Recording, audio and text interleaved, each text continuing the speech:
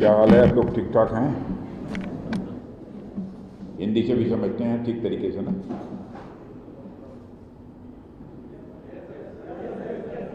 सभी?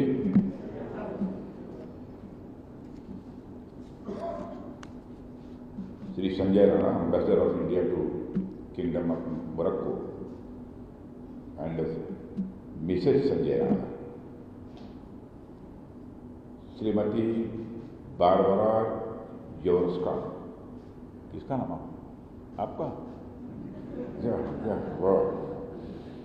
Lieutenant general Pushpan Singh, vice chief of army staff, vice admiral Krishna Swaminathan, flag officer commander in chief, senior officers of government of India, और इस कार्यक्रम को conduct कर रही श्रीमती मधु मोनिका, और इंडियन एसोसिएशन के श्री मधु हरजानी जी। वैसे दोनों की शेप साइज एक ही तरह की है। और यहाँ मौजूद मेरे भारतवासी बहनों एवं भाइयों, आप सबसे मिलकर मुझे बेहद खुशी हो रही है।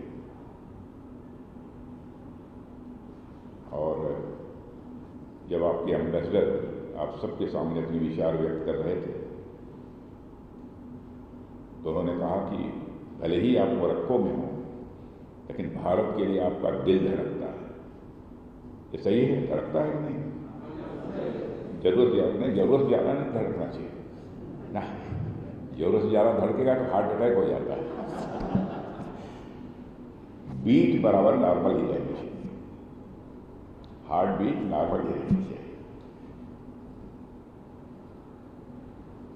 लेकिन हम भारतवासी हैं और हम रोजी रोटी कमा रहे हैं मोरक्को में। अपने परिवार की परवरिश हम मोरक्को में रहकर कर रहे हैं। तो भारत के प्रति हमारी निष्ठा,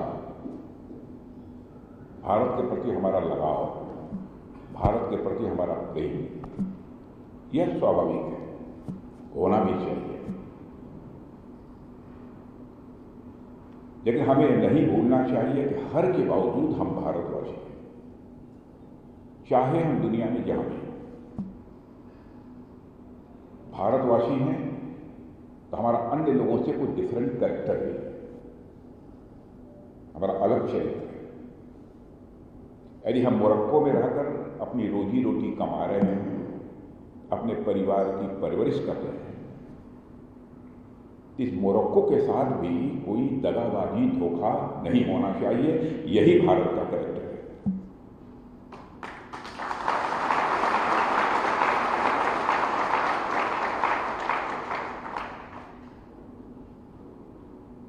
क्योंकि भारत की पहचान सारी दुनिया में कुछ अलग प्रकार की है।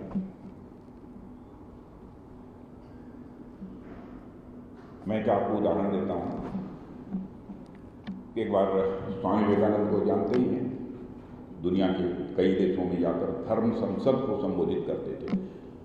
विभिन्न जो धर्मों के मानने वाले जो धर्माचार्य होते थे, तो उनके सम्मेलन होते थे, उस सम्मेलन में भाग लेने के लिए वो जाते थे। एक स्थान पर पहुंचे तो जानते हैं आप कि वो गेरुआ वस्त्र था, ढीला ढाला वस्त्र, और ऊपर से वो साफा पहने हुए। तो कुछ सज्जन जो बगल में उनके बैठे थे, जाकर लेट पहुंचे थे, पीछे जाकर वो बैठ गए।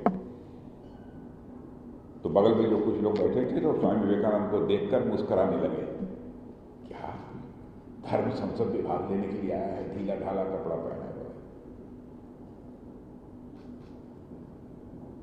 तो उन लोगों की व्यंग्यात्मक मुस्कान को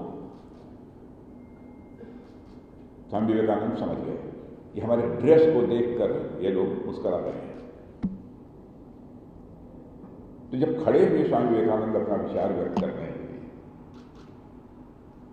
तो उन्होंने वो कुछ बोलते हुए साथ में यह भी था, in your country tailor makes the man, but in our country character makes the man.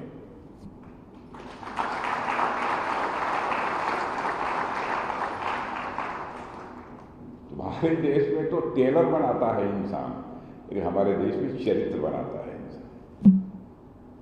यह भारतवासियों में अन्य लोगों में अंतर है। हमारी इस कैरेक्टर पर किसी भी सूरत में आंच नहीं आनी चाहिए, और मैं जहां जाता हूं लोगों को आगाह करता हूं। धारणा बन जाएगी कि भारतवासी दगाबाज होते हैं, धोखेबाज होते हैं, जहां जाते हैं डिच करते हैं। तो मैं समझता हूं कि भारत की प्रतिष्ठा पर जो एक बार भारत की विश्वसनीयता पर जो एक बार साइन ऑफ इंटरवेशन यानी प्रश्न चिन्ह लग जाएगा, तो हम सबके लिए बहुत ही अपमानजनक है, नहीं होना चाहिए। और भारत में जो कुछ भी हो रहा है उसकी खबर मिलती रहती है कि नहीं? आप लोग मिलती रहती है ना? ठीक ठाक चल रहा है? क्या अंतर दिखाई देता है पहले के भारत में और इस समय के भारत में? अंतर आपको क्या दिखाई देता है? कोई बताएगा? हाँ, आप बताइए।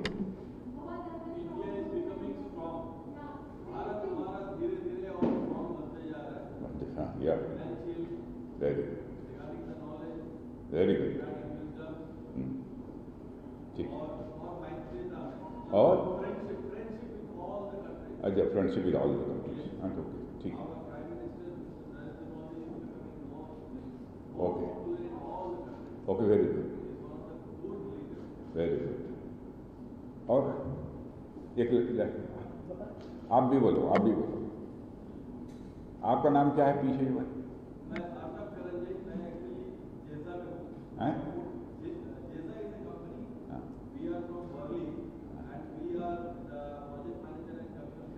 Okay. From which state? From West Bengal. Yeah. Bongla. Okay. Thank you. हाँ, तुम बताओ बेटा। अरे वाह, कोई बिहारी तो मिला।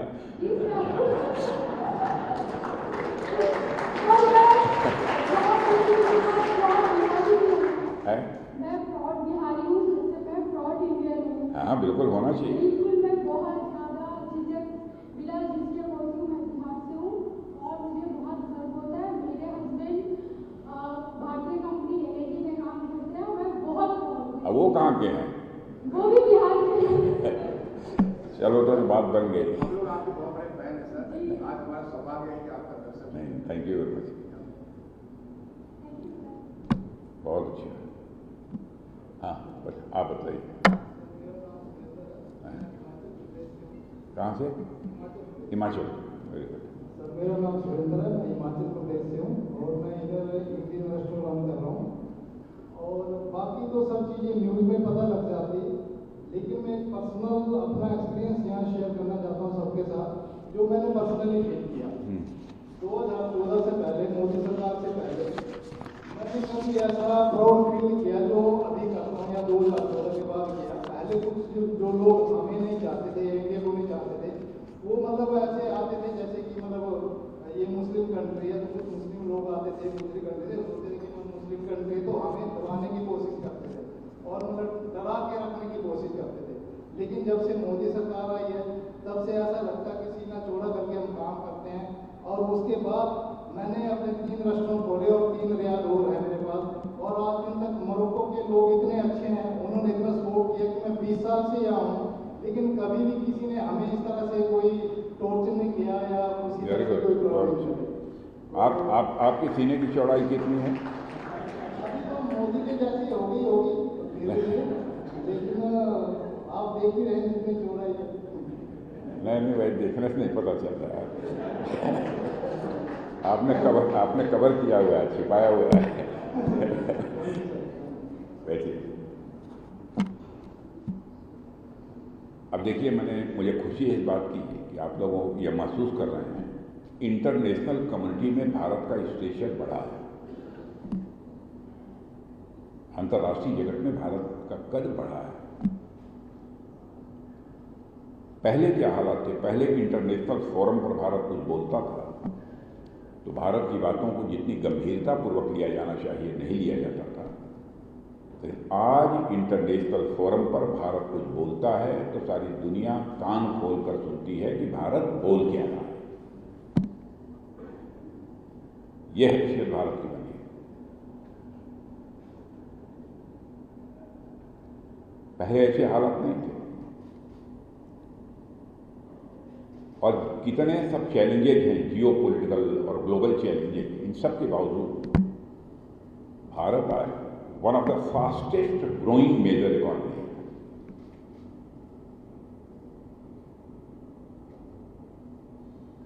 माने दुनिया की जो मेजर इकॉनमीज हैं उनमें सबसे ज़्यादा तेजी से आगे बढ़ने वाली इकॉनमी, अर्थव्यवस्था भी कहीं की है तो भारत की है। इससे बड़ी सुखद स्थिति और क्या हो सकती है? जब हमारी गवर्नमेंट नहीं आई थी तो 2014 के पहले, 2014 के पहले, धन दौलत के मामले में, इकॉनमी की साइज के मामले में हमारा भारत दुनिया के देशों में 11वें स्थान पर खड़ा था।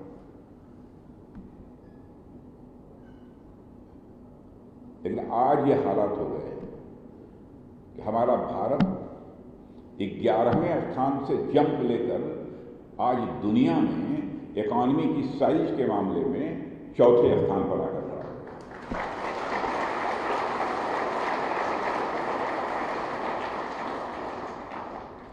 मॉर्गन स्टैनले जैसी financial firms, international highly reputed firms, अब यह दावा कर रही हैं कि वह दिन दूर नहीं है कि आगामी साल 2 साल के अंदर ही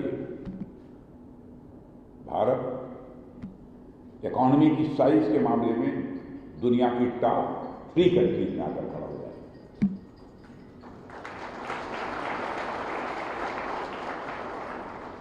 यानी भारत तेजी के साथ आगे बढ़ रहा है।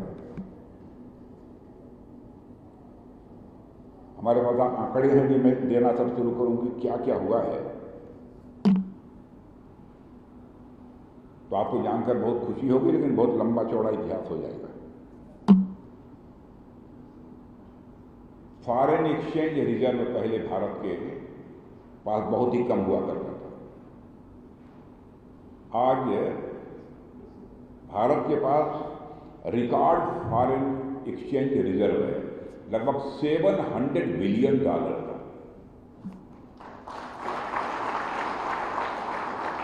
अब दुनिया से जो चीज चाहे हम खरीद सकते हैं, ले सकते हैं। और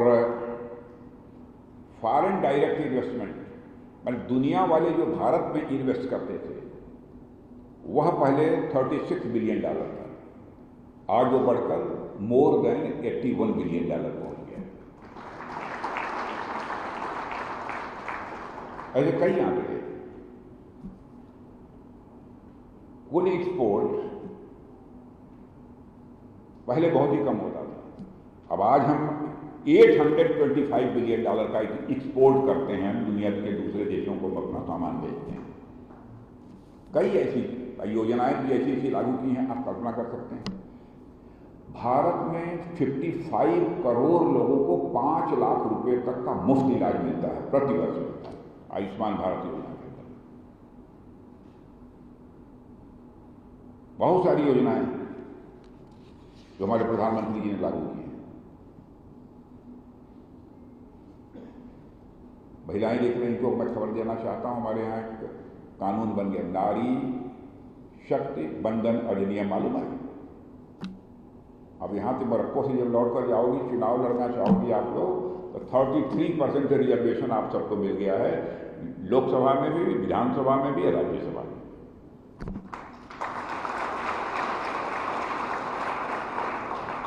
हम महिलाएं ताली बजा रही हैं, लेकिन पुरुष भी ताली बजा रहे हैं।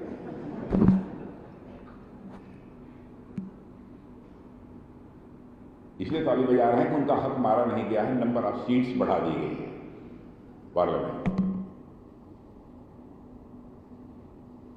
और मेरे साथियों, वर्ल्ड बैंक के अनुसार भारत में एक्सट्रीम पॉवर्टी, माने बहुत ज़्यादा गरीबी, 2011-12 में जो लगभग 16.2% थी, आज वह घटकर अप्रॉक्सीमेटली 2% रह गई।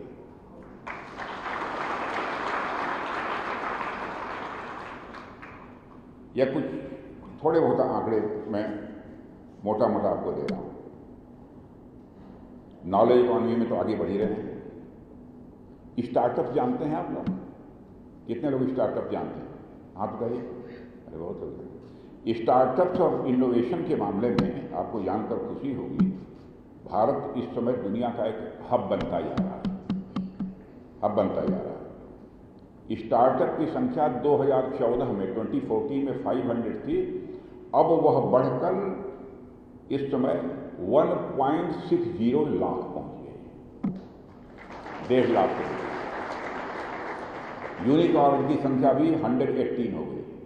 यूनिकॉर्न जानते हैं, जिनकी पूरी पूंजी लगभग $1 बिलियन है, उनको यूनिकॉर्न बोलते हैं। उनकी संख्या जो पहले तो 2014 में 18 यूनिकॉर्न थे, अब बढ़कर 118 हो गए।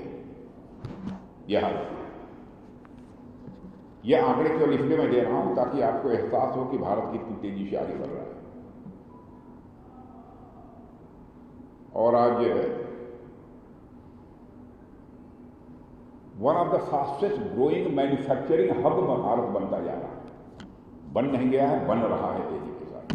माने सामान बनाते हैं, जो तरह तरह की चीजें बनाते हैं, उस मामले में भी one of the fastest growing manufacturing hub of the world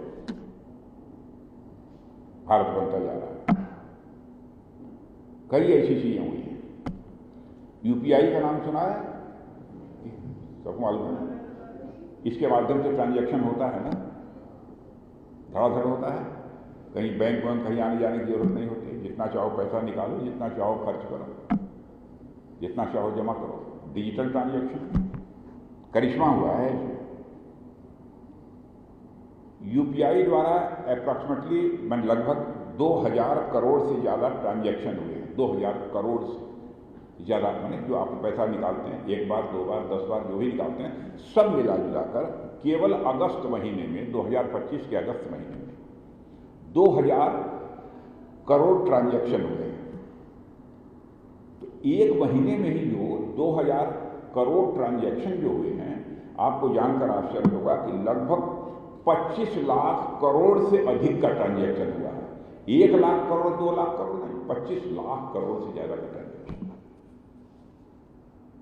digital क्रांति भारत में हुई है, और इतना ट्रांजैक्शन दुनिया किसी भी देश में नहीं होता है। डिजिटल ट्रांजैक्शन दुनिया किसी भी देश में नहीं होता जितना भारत में।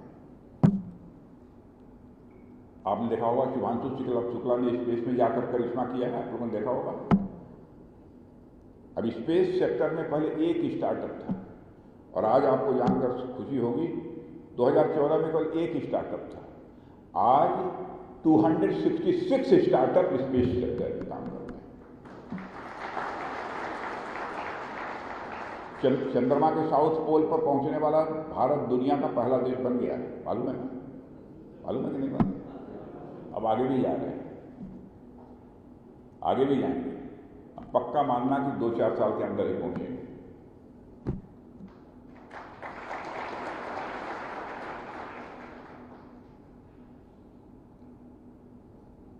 और क्या हाल है? ऑपरेशन सिंदूर का आप लोगों ने लगा रखा था। हैं? अरे जो होना था हो गया, क्या बताना है?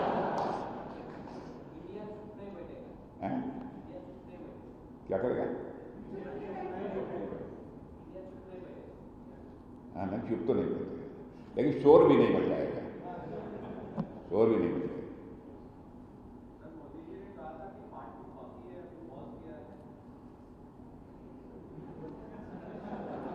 पार्ट 2 बाकी है कि पार्ट 3 बाकी है, क्या कुछ कह नहीं सकते।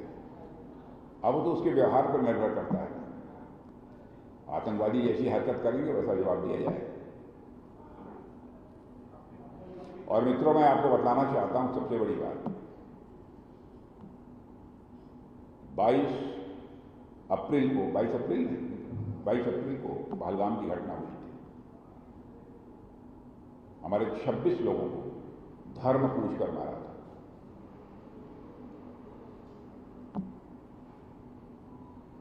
धर्म पूछकर मारा था। उसके बाद मुझे 22 तारीख के बाद 23 अप्रैल को ही पहली बैठक मैंने बुलाई, जिसमें कि नेशनल सिक्योरिटी एडवाइजर थे, डिफेंस सेक्रेटरी थे, हमारे आर्मी, एयरफोर्स, नेवी के चीफ थे, चीफ ऑफ डिफेंस स्टाफ थे। बैठते ही पहला सवाल मैंने किया था, क्या किसी भी प्रकार के ऑपरेशन का निर्णय सरकार करती है तो आप ऑपरेशन के लिए तैयार हैं? आपको यह जानकर खुशी होगी, एक क्षण भी देर नहीं लगाई, सभी हमारे तीनों आर्मी, एयरफोर्स, नेवी के चीफ ने हाथ उठाकर कहा कि हम पूरी तरह से ऑपरेशन करने को तैयार हैं। यह है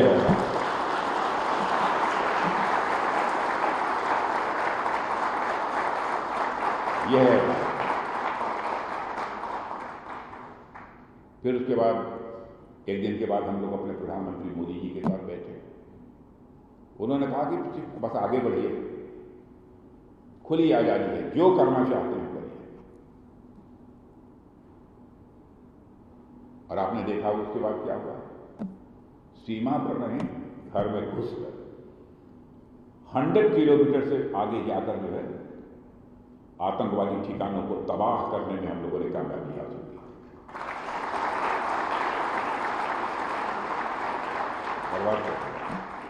और जैसे मोहम्मद का ही एक बड़ा आतंकवादी बोल रहा था पाकिस्तान में, कहा कि हमारे मसूद अजहर जो नेता थे, उनके परिवार के जो चिथड़े हो गए। उसने कहा, हम नहीं कह रहे हैं, उस आतंकवादी ने कहा कि उनके परिवार के, भारत वालों के चिथड़े कर दिए। और उनकी आज दुर्गत हुई होगी, सरगना थे, उनकी हालत होगी।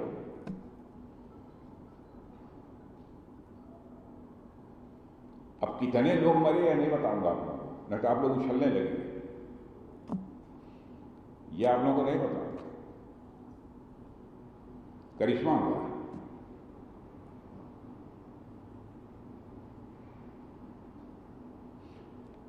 और फिर उसके बाद पाकिस्तान ने यह कहा कि साहब सीज फायर चाहते हैं। एक बार के बाद दूसरी बार भी जब उसने रिक्वेस्ट किया तो उसके बाद हम लोग क्या हुआ कि भाई ठीक है, हर के बावजूद हैं तो पड़ोसी ना,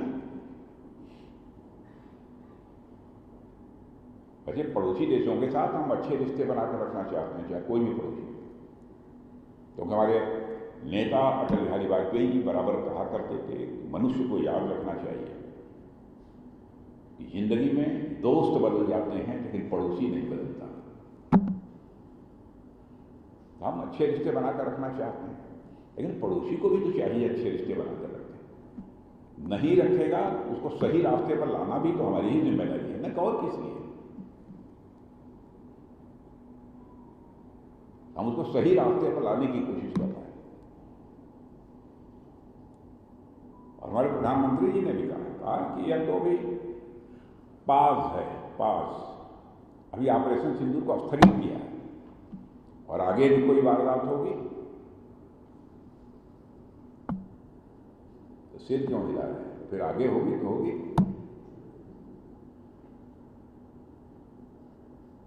फिर से शुरू हो जाएगा।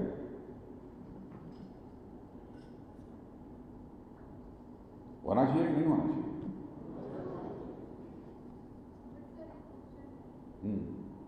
इकट्ठे बहुत सारे लोग मरेंगे तब होगा, या थोड़े थोड़े अंतराल पे 2 लोग मरे, 3-4 लोग मरे, उसका वेट करेगा। ऐसा होता ना, पहलगाम में इकट्ठे मरे। और वैसे तो हमेशा होता है, कभी हमारा नाम खाता हुआ, कभी पैसा नहीं, सही बात है। नहीं, अब मार रहे हैं हम लोग। देखिए, मैंने भारत की विशेषता आप देखो, आप उन सबों ने आकर आतंकवादियों ने हमारे देशवासियों को धर्म पूछकर मारा, लेकिन हम लोगों ने धर्म पूछकर अथवा किसी का धर्म देखकर नहीं मारा, बल्कि उनके कर्म को देखकर मारा है।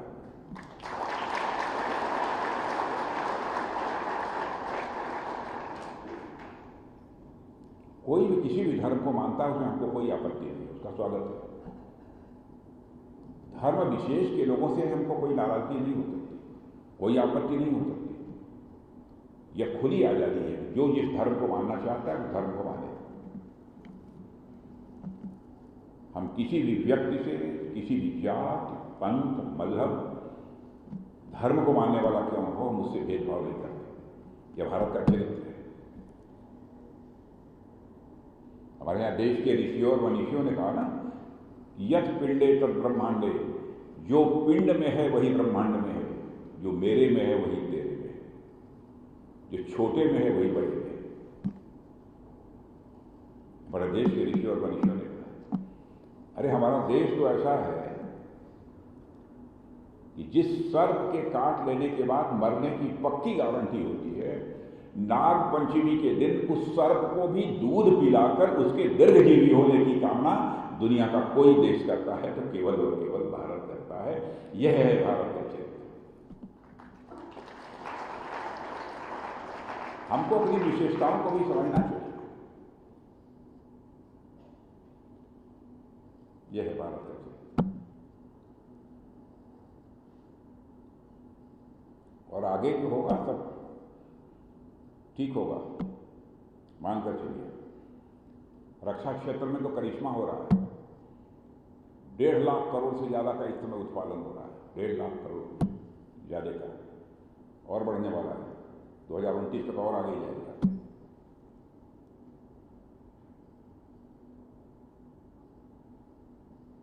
और एक्सपोर्ट भी कर रहे हैं दुनिया के 100 देशों को।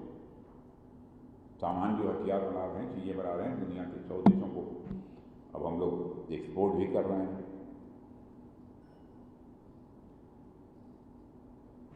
अब इंपोर्टर से एक्सपोर्टर भी धीरे धीरे हम लोग बनते जा रहे हैं।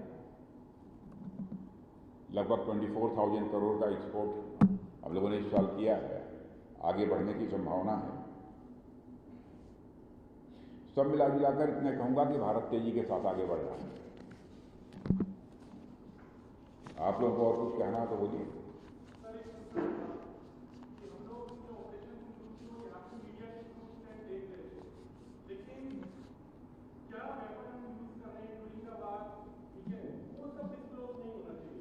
वो सब डिस्क्लोज नहीं होना चाहिए। एक्चुअली हमने देखा कि हमने F400 यूज किया, F400 हमने यूज किया, ऐसा मीडिया में हमें बताया। लेकिन मेरा क्वेश्चन यही था कि ये मीडिया में आना ही नहीं चाहिए कि हमारा कौन सा वेपन यूज कर रहा है। वो ठीक है, ठीक है। वो बिल्कुल भी नहीं जाना चाहिए। नहीं, वो मीडिया वाले, मीडिया काम ही है इधर उधर से खोजना सर। लेकिन हाँ, वो खोज रहे हैं, लेकिन उस चीज को बचाना हमारा काम है ना। उस चीज को बचाना हमारा काम है ताकि मीडिया तक वो न्यूज जाए कि हम कौन सा वेपन यूज कर रहे हैं। नहीं, वो अरे उनकी गिद्ध की आंख होती है बहुत दूर तक देखते हैं। Thank you. बोलिए।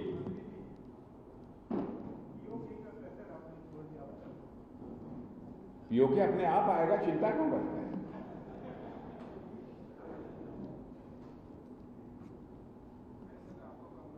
पीओके में अब डिमांड होने लगी। आपने सुना होगा 1-2 बार कुछ लोगों ने नारेबाजी की थी। 5 साल पहले एक बार इंडियन आर्मी को कश्मीर वैली में मैं संबोधित कर रहा था एक कार्यक्रम को। उस समय ही मैंने कहा था कि पीओके को आक्रमण करके हड़पने की जरूरत नहीं पड़ेगी। वो तो हमारा पड़ोसी है ही, वो हमारा है ही पीओके। और पीओके के लोग स्वयं ये कहेंगे कि मैं भी भारत हूं, और वह दिन आने वाला है। चलिए जी जी।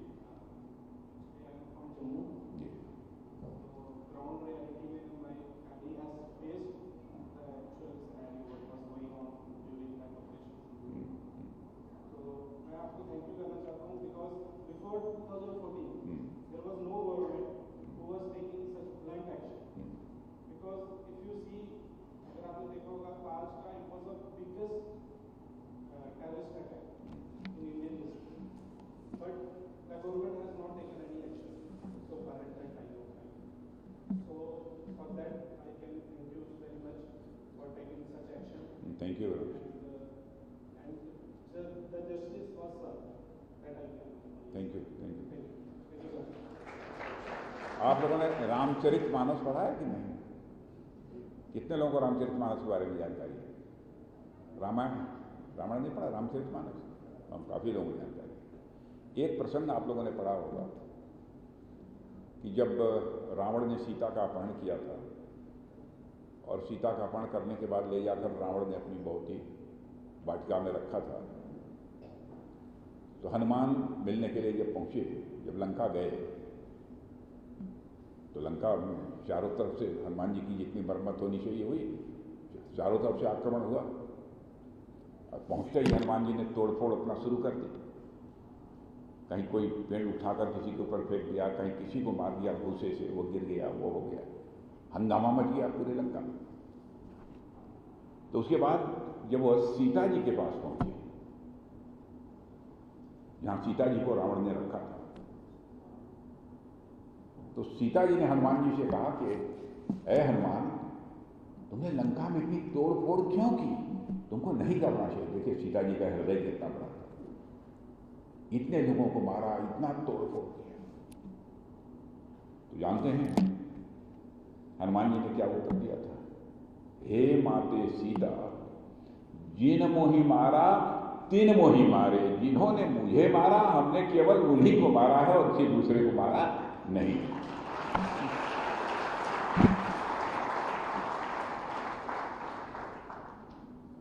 इस बार भी वही हुआ है, जिन लोगों ने हमारे लोगों को मारा हम लोगों ने उन्हीं लोगों को मारा है। किसी भी सिविलियन अथवा किसी मिलिट्री स्टैब्लिशमेंट पर हम लोगों ने कोई आक्रमण नहीं किया। देखिए यह चरित्र, यह कैरेक्टर केवल भारत का हो सकता है। हम चाहते तो मिलिट्री स्टैब्लिशमेंट पर भी हम आक्रमण कर सकते थे, हम चाहते तो सिविलियन स्टैब्लिशमेंट पर भी हम आक्रमण कर सकते, नहीं किया। यह है भारत का चरित्र। भारत के इस कैरेक्टर को हम सबको बचा के रखना चाहिए, बनाकर रखना चाहिए। इस पर किसी भी सूरत में साइन ऑफ इंटरोगेशन नहीं लगना चाहिए। और यहाँ पर मोरक्को में रहकर भी मैं आप सबसे यही अपेक्षा करता हूँ। आप सबसे मिलकर मुझे बेहद खुशी हुई और बहुत गर्मजोशी आप लोगों ने दिखाई। आप सबको मेरी तरफ से बहुत बहुत धन्यवाद। आप सबको मेरी शुभकामनाएं। कुछ कहना चाहते हैं?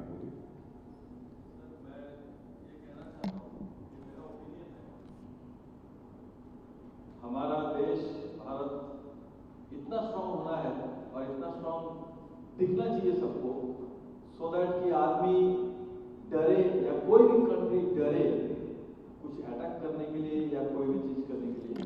इसलिए मैं चाहूँगा सर, ऑलरेडी हमारा डिफेंस मिनिस्ट्री करीब 29 लाख एम्प्लॉयमेंट देकर रखे हैं और बहुत बड़ा मिनिस्ट्री है ये और बहुत स्ट्रांग मिनिस्ट्री है। मैं चाहूँगा कि सर हम लोग और भी अपने आप को स्ट्रांग बनाएं रिगार्डिंग एमुनिशंस, रिगार्डिंग फाइनेंस, बन रहा है relations to all the countries.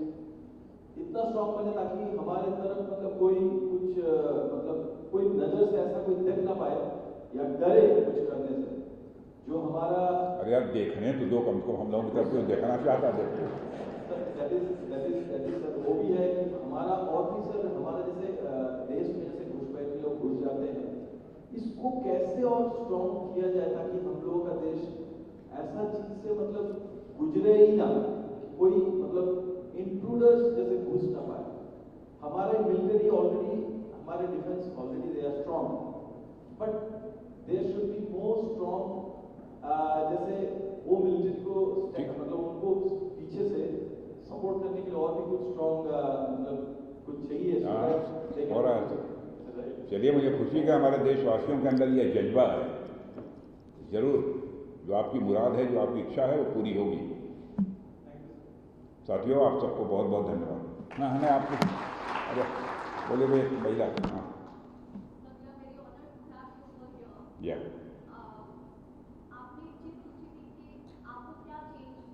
आपको क्या चेंज दिखता है from 2014 to now? I see जो सबसे बड़ा चेंज दिखता है, इससे पहले हमारी एक इमेज थी helpless nation. We were seen as a helpless nation. We've come from there to become a self-confident nation. Everybody sees that. This is a major thing that actually मैं देख के बोलती हूँ, मैंने कहा ब्रह्मोस कॉन्फिडेंस आ गया है। That reflects in our everywhere. And secondly, एक कैरेक्टर चेंज, एक कैरेक्टर जो दिखता है, आप कैरेक्टर की बात कर रहे थे, इंडिया का कैरेक्टर इस बार हमें दिखा है इन द साइलेंट, जो इंडिया ने अपना साइलेंट स्ट्रेंथ दिखाया है for the tariff pressure that was waged against us by the American leadership. We understand कितने silently we have actually shown our strength. I follow the everyday geopolitical things which are happening all around. और react नहीं किया हम लोगों ने। हमने बिल्कुल react नहीं किया और कितने साइलेंट और कैसे हमने किया है and everybody is appreciating it और कितने सारे कंट्रीज आज हमारे साथ में ट्रेड एग्रीमेंट साइन करने के लिए जिनकी सोच बड़ी होती है, जिनकी सोच बड़ी होती है, दिल बड़ा होता है, वो किसी घटना पर जल्दी रिएक्ट नहीं करते। बिल्कुल, ये एक हम सभी के लिए प्रेरणा है। बिल्कुल, and we really want to thank you. We are very proud of our leadership. Of course, आपके साथ और मोदी जी की एक बेहतरीन लीडरशिप के under we all feel secure. Thank you. And we just wish that we get many more years under your leadership like that. अच्छा, ये बताओ, कोई मुझसे इसके पहले मुझसे कहीं किसी मिला था भारत में? कोई कहीं आप मिले थे? आप भी मिले थे? अच्छा, 3 लोग और कोई? अरे वाह, हाँ, अच्छा, गोरखपुर से, लखनऊ या हाँ, काफ़ी लोग, बहुत अच्छा। कहाँ के? हाँ, गुजरात के तो होंगे। नहीं, बहुत अच्छे, वेरी गुड।